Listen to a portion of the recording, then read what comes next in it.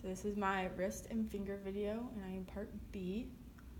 We're going to start with active range of motion for extension. So we're going to have the fulcrum like on the styloid of the ulna, and then the stationary arm going down the forearm, and then this is lined up with the fifth metacarpal. And so I'm going to have him extend his wrist first. Okay, back down. All right, and then he's going to do it again.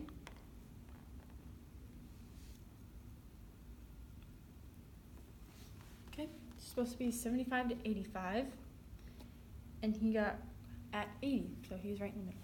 Great job. So next we have ulnar deviation. So I'm gonna put the fulcrum in between the styloids.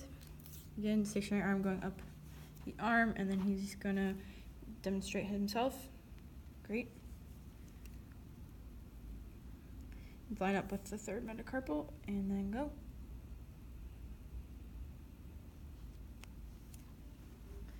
So for this, it's supposed to be 35 degrees, and he is at 30, so not the best, but that's okay.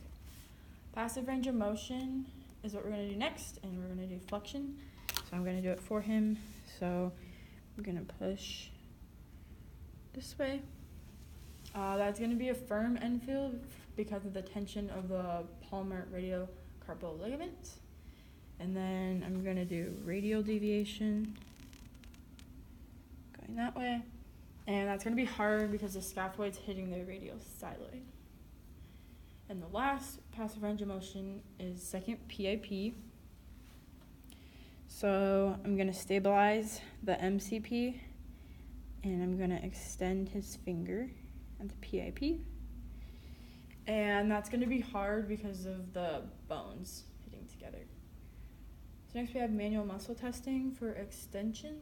So I'm going to have his wrist off the table, and I'm going to stabilize here, and then he's going to go against my hand, like so.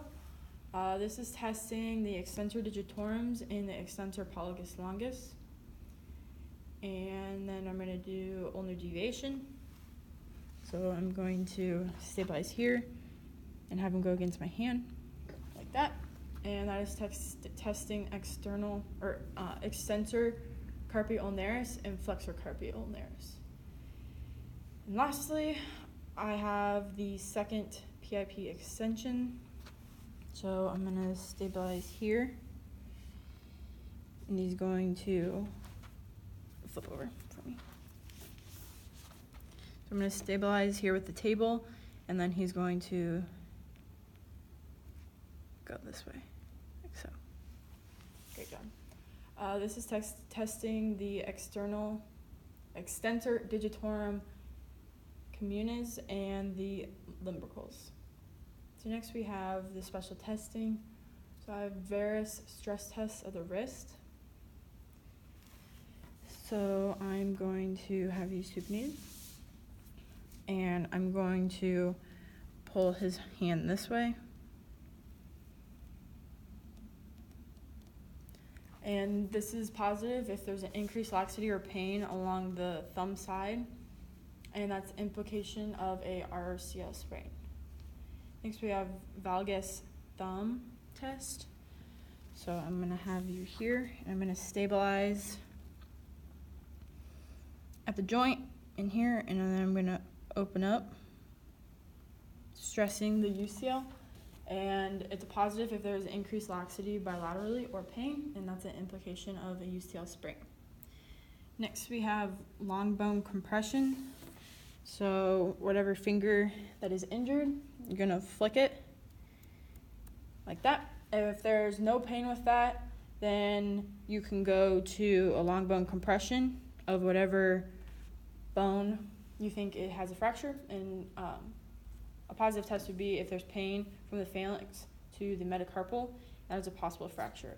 Also, you can do like bend each metacarpal and do it that way, or a phalange, sorry.